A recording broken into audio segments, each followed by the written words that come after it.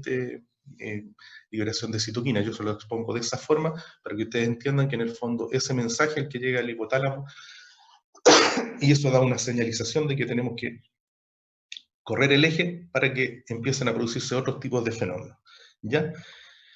Entonces, cuando tengamos fiebre, cuando tengamos fiebre, que era lo último que estábamos hablando, vamos a tener estos tipos de fenómenos autonómicos, endocrino-metabólicos, fenómenos del comportamiento que vamos a encontrar, y la coordinación hipotalámica, que es lo que mencionábamos. Dentro de lo autonómico, la vasoconstricción cutánea, derivación del flujo sanguíneo, estructuras profundas, disminución de la sudoración, taquicardia y aumento de la presión arterial. En el fondo lo que está ocurriendo es un fenómeno de termogénesis. Está aumentando la temperatura porque nuestro organismo, ciertas citoquinas o señales que se envían mediante receptores nos dicen que tenemos que correr nuestra temperatura, elevarla para poder defendernos, ¿ya? Cuando esta señalización termina en un proceso infeccioso, por ejemplo, empiezan a aparecer otros tipos de fenómenos, otros tipos de señalización que nos hacen bajar la temperatura. Entonces el centro termorregulador se corre nuevamente hacia la izquierda y vamos a tener más termolisis para que vaya bajando la temperatura. Así funciona. La parte endocrina y metabólicos tenemos aumento de la secreción de glucocorticoides, somatotrofina, aldosterona, disminución de la secreción de vasopresina, secreción de proteínas de fase aguda. Y respecto al comportamiento, los pacientes van a tener escalofrío, búsqueda de ambientes cálidos, ya van a sentir frío, anorexia, somnolencia, reducción de la actividad física. Y la coordinación hipotalámica, que es lo que estábamos mencionando recién. Hay una condición que es la hipertermia, ¿ya? La diferencia con fiebre sería que acá hay una generación mayor que pérdida, ¿ya? Generación de calor mayor que pérdida, y no hay liberación de pirógenos. En este caso, los pirógenos serían las sustancias que yo les estaba mencionando que hacen que suba la temperatura, la interleuquina 6, 1, 12, TNF-alfa, no hay una sustancia que esté generando acá una señal a nivel de receptor específico para que nos diga que tenemos que correr nuestro eje. Acá el eje del termostato está absolutamente dentro de lo normal, la temperatura central que nosotros tenemos siempre adecuada, ¿ya? Está ajustado a la normotermia. Lo que va a ocurrir acá es que vamos a tener una mayor producción del calor, una disminución en las pérdidas de calor también puede ser, y esto generalmente va a estar dado por alteraciones hipotalámicas. Por ejemplo, si uno tuviera un tumor, tuviera una hemorragia, algo que estuviera provocando una lesión a nivel del centro termorregulador, porque en ese caso voy a volver a la diapositiva de atrás. Lo que pasa con este eje que tenemos acá al medio, el set point, estaría intacto. Habría una lesión o algo a nivel del tálamo que por sí solo hace que se genere más termogénesis y aumenta la temperatura, ¿ya? Por sí solo. Entonces teníamos la hipertermia. Y tenemos en la hipertermia, entonces se va a ir produciendo distintos tipos de sintomatología, y esto va a ser progresivamente hasta llegar a la severidad. Calambres musculares por el calor, sed, sudoración profusa, fatiga, vasoconstricción cutánea, debilidad, cefalea, náuseas, calofríos, cese de sudoración, mareos. Va a tener un estado hiperdinámico, ¿ya?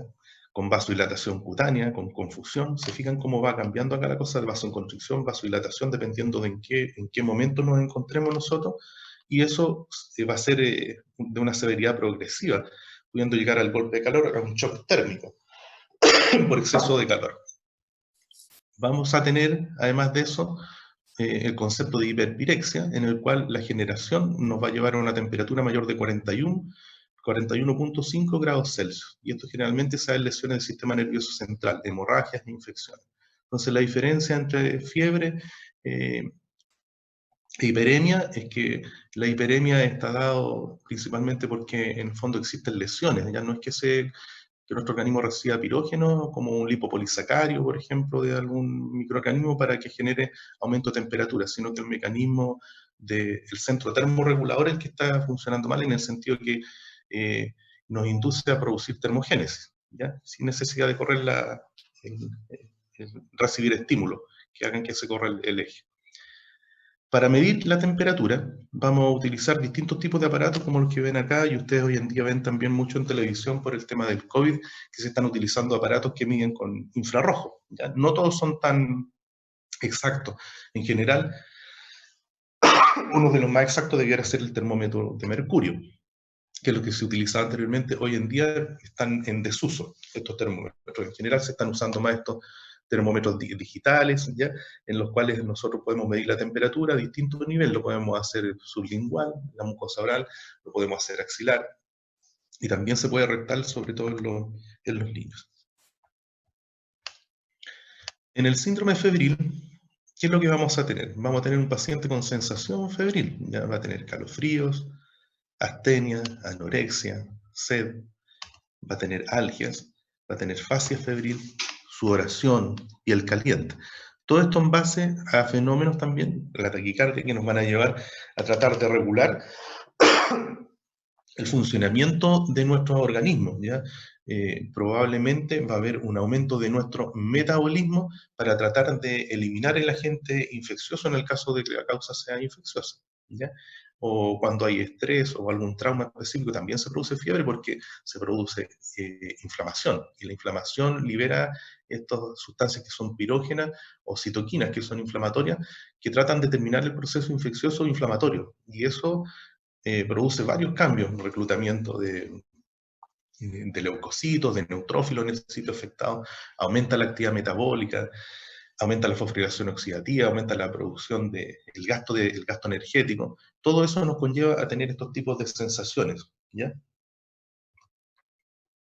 Y la taquipnea, por cierto, la respiración también, un mayor consumo de oxígeno. Entonces nuestro organismo tiene que regularse, y la taquicardia tiene que ver con tratar de aumentar el flujo, producir un estado hiperdinámico, que en ciertas condiciones, dependiendo de cómo esté el paciente, también nos va a servir para aportar un mayor flujo de oxígeno a los tejidos donde tiene que llegar.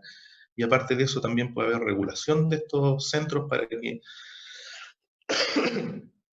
del centro, para que haga que en el fondo se produzca mayor irrigación de ciertos tipos de tejidos y no a nivel de la piel, ¿ya? Pues llevaría nuestra irrigación hacia los órganos internos, por ejemplo.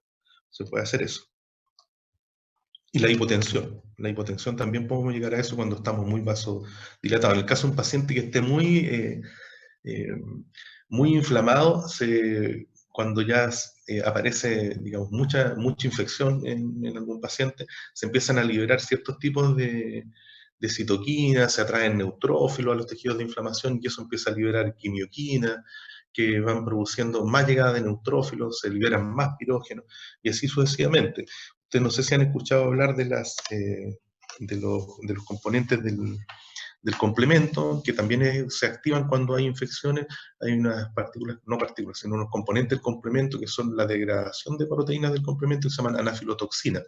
Las anafilotoxinas también producen vasodilatación, y en pacientes que están con mucha infección se produce eso. También contribuye a que haya vasodilatación, no solamente los fenómenos digamos, de regulación del tono de los vasos sanguíneos. La atracción de neutrófilos. Entonces vamos a tener lengua saburral, seca, cuando el paciente se empieza a deshidratar. El soplo cardíaco que podemos encontrar son soplos cardíacos más bien a nivel aórtico, eyectivo, producto de estado hiperdinámico. Signos de deshidratación: se pierde el turgor de la piel, ¿ya? Van a encontrar una piel un poco más seca. Alteración en la orina, a raíz de esto que estamos utilizando nuestro organismo para tratar de eliminar un agente infeccioso, o estamos en un estado hiperdinamico, se pierde más líquido a nivel de la piel también, hay más sudoración en algunos momentos, y eso nos lleva también a alteraciones en la orina, a tener disminución en la en el volumen de micción, ¿ya? Que podría llegar incluso a oliguria o a anuria, en casos muy severos, cuando un paciente, estamos hablando, porque lo que estamos viendo aquí en este gráfico, vemos un paciente que está acostado en cama con un termómetro, ¿sí? Pero hay pacientes que pueden llegar a estados mucho más severos, en los cuales la temperatura es más elevada, están mucho más infectados, y dado el gasto energético, empiezan a tener posteriormente incluso insuficiencia renal, ¿no? Las alteraciones de conciencia se ven en pacientes mayores a 40 grados Celsius. Antes, bueno, depende del estado de conciencia del que estemos hablando, porque hay pacientes que antes también se pueden sentir con un estado de conciencia soporoso, probablemente somnoliento desde antes de los 40 grados. Ese estado de conciencia se refiere ya a sopor, a sopor, a coma, ese tipo de alteraciones. ¿Todos los pacientes hacen fiebre? No. Fíjense que los pacientes, a medida que, como ven esta curva, va bajando, ¿no es cierto?, a medida que nosotros tenemos más edad. Los pacientes que son más añosos, en general pasados los 65 años hacia arriba, y los pacientes octogenarios, muchas veces no hacen fiebre. Ya pueden tener una neumonía y probablemente no hacen fiebre. Entonces recordemos nuevamente por qué se produce la fiebre. La fiebre se produce en base a que hay sustancias pirógenas, que pueden ser endógenas como las citoquinas que nosotros liberamos, o exógenos como lipopolisacarios, que van a activar los receptores para que nuestro centro termorregulador pueda migrar y haga que funcionen los fenómenos termogénicos, ¿ya?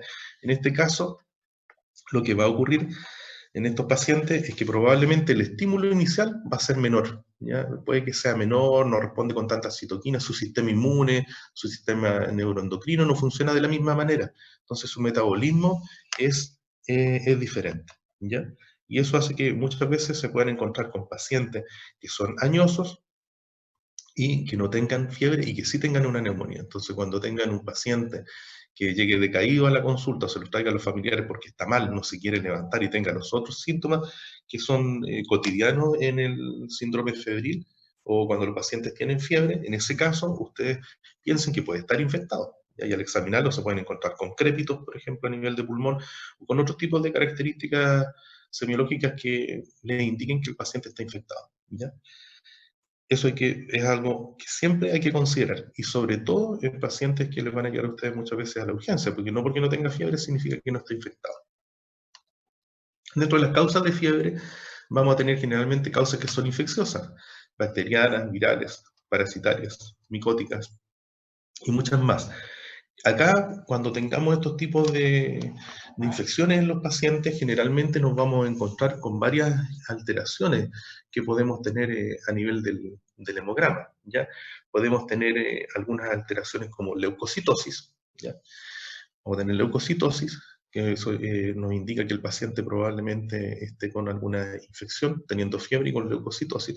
Y hay algunas condiciones en las cuales podemos encontrar incluso linfopenia, ¿ya? De algunos tipos de infecciones gram negativos, por ejemplo.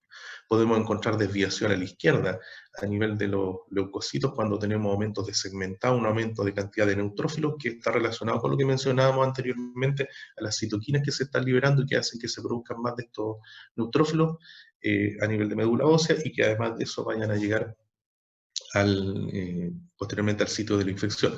Aquí hay que recordar un concepto, que es el concepto de respuesta inflamatoria sistémica, ¿ya? La respuesta inflamatoria sistémica es una respuesta que está asociada a esto. La fiebre es uno de los signos que vamos a encontrar en la respuesta inflamatoria sistémica. Pero la respuesta inflamatoria sistémica puede estar dado frente a algo que no necesariamente tiene que ser infeccioso, y es cuando el organismo empieza a liberar estos tipos de sustancias citoquinas para protegerse, en el fondo, para que nuestro organismo funcione mejor, y aumenta la actividad metabólica, y por ello, por ende, se produce fiebre también, pero es para protegerse. En el caso de las infecciones, también produce lo mismo, pero todo está comandado por citoquinas inflamatorias que van a generar esto, y con otros cambios, obviamente, a nivel del sistema nervioso y sistema endocrino. Discúlpenme que le hable siempre de la parte inmunológica, pero es un defecto probablemente por mi especialidad, pero está netamente relacionado con esto, ¿ya? Así que disculpen si solamente lo utilizo como ejemplo de eso. Pero en muchas de estas infecciones nosotros vamos a encontrar inflamación. La respuesta inflamatoria sistémica es cuando uno tiene esta respuesta inflamatoria severa, o de grado leve hasta severa puede llegar, y que en el cual vamos a tener inflamación, ¿ya? Pero una inflamación que va a tener una respuesta sistémica.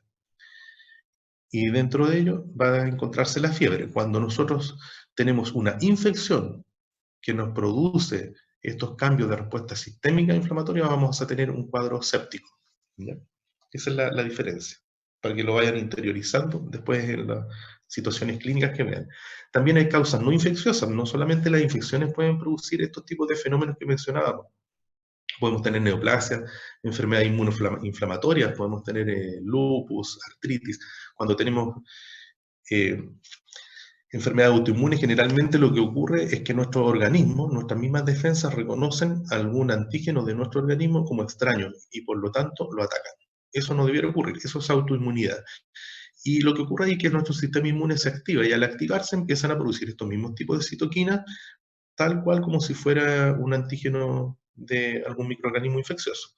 En las neoplasias también ocurre algo similar. Nuestro organismo, por una parte, se produce la neoplasia porque hay una pérdida de la inmunovigilancia tumoral, pero además de eso también podemos tener reconocimiento de esta neoplasia, nuestro organismo producir fiebre, y aparte que la neoplasia va utilizando, va ocupando espacio, va generando inflamación, va generando daño, y esa inflamación también nos puede generar temperatura. Y hay muchos otros tipos de enfermedades, traumatismos, también que pueden generar infección.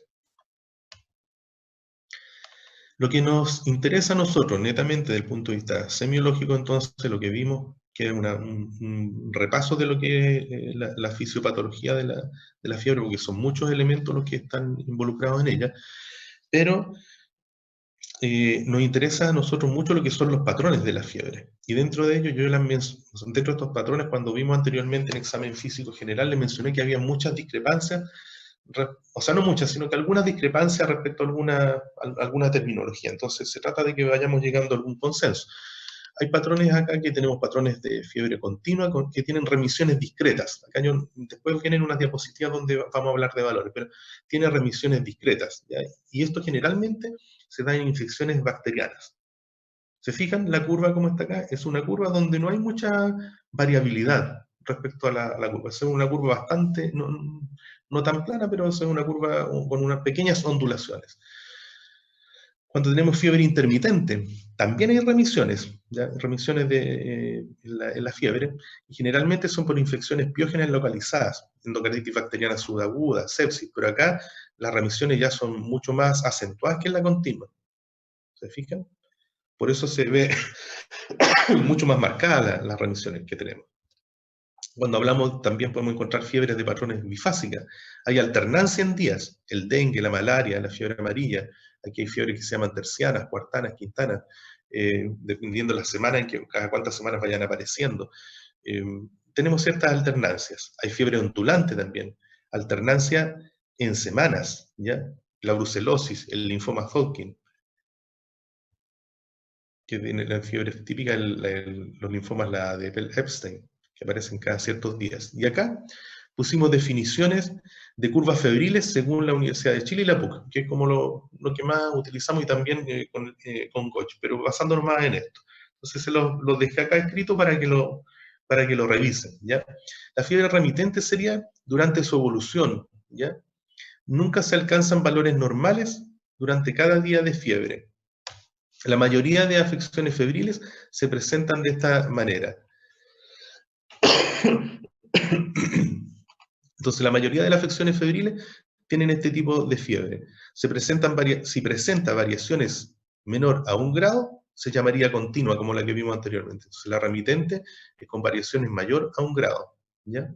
Y nunca alcanza valores normales durante cada día de fiebre. Y cuando tiene variaciones menor a 1, se llamaría fiebre continua, según la PUC. Lo de arriba es de la Chile.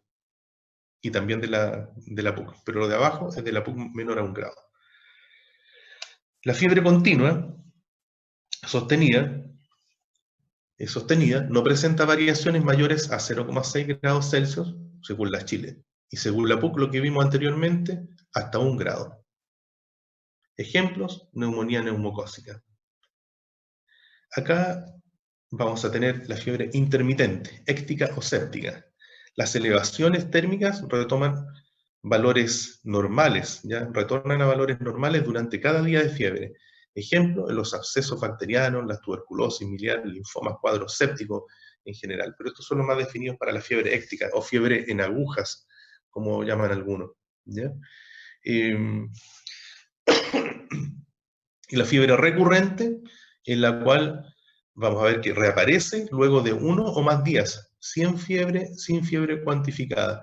Esta, a su vez, puede presentar patrones intermitente, continuo, remitente, Disculpen.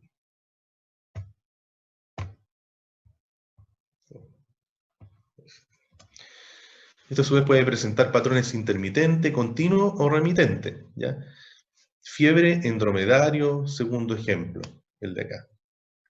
Son fiebres que están relacionadas con algunos tipos de infecciones. Ahora, mencionarles que en este caso de acá, por ejemplo, que serían como los más llamativos, la fiebre éctica, o de repente en otros tipos de fiebre en los cuales hay más cambios de temperatura, ¿ya? Como la fiebre remitente, muchas veces uno va a encontrar algunos tipos de patologías en las cuales los pacientes van a presentar calofríos previo a desarrollar la fiebre. Eso tiene un nombre y generalmente está descrito para las neumonías neumocócicas muchas veces, que se llama calofrío solemne, que los pacientes empiezan a tiritar, a tener calofríos como unos 20 minutos, 30 minutos, o 10, 15 minutos, un periodo más o menos prolongado, previo al alza de la temperatura, ¿ya? Es como para que lo consideren, está descrito eso como calofrío solemne, para que lo revisen. Entonces tenemos distintos tipos de patrones, lo acá se los dejo para que ustedes lo revisen, esto es parte de una de las tareas, ¿ya? Para que profundicen más, y les quise dejar estas diferenciaciones que hacen las diferentes escuelas que tienen más información al respecto, para que tratemos de llegar a algún consenso a posterior, porque esto es algo que siempre se da, ¿ya? La idea de esto es que ustedes consideren la fiebre como un signo muy importante de lo que son sobre todo los cuadros infecciosos, pero que tengan claro que no solamente se da en infecciones, y que la causa de esto es un aumento de la termogénesis, producto de que el centro termorregulador es el que está mandando información, para que está llegando información, se corre el termostato para que aumente la temperatura. Y eso está dado porque existen fenómenos de base que son pesquisados a nivel de receptores, como los aumentos de la citoquina inflamatoria por la inflamación, por la entrada del microorganismo, el mismo lipopolisacárido y otras sustancias más. Y eso es lo que genera que nosotros aumentemos nuestra temperatura. Y que hay pacientes, volver a recalcar, que generalmente no tienen fiebre porque en el fondo su grado de respuesta es menor, ¿ya? Sobre todo a medida que van avanzando en edad. Probablemente su sistema inmune no funciona de la misma forma. Acá en esta última fotito vemos dos pacientes, ¿no es cierto? Podrían ser padre e hijo con fiebre, acostados en cama y separados ahí, porque en el fondo hoy en día hay que considerar nuevamente lo que es el aislamiento social, el alejarse de otro paciente para no estar en esta situación. Sobre todo ustedes que tienen edades en las cuales a uno le dan más ganas de salir, probablemente no se estarán aburridos en sus casas, me imagino que sí, porque estar en estas condiciones no es muy agradable, ¿ya? Sí, pero traten de mantenerse de esa forma, porque, y lo otro, aprender a tomar las medidas que uno debe, como la utilización de mascarilla, probablemente no salvarnos mucho tiempo, porque esta infección que tenemos en este momento es para largo, y probablemente en algún momento volvamos a encontrarnos, no les digo a reencontrarnos, sino a encontrarnos, porque ni siquiera nos hemos visto en persona, ¿ya?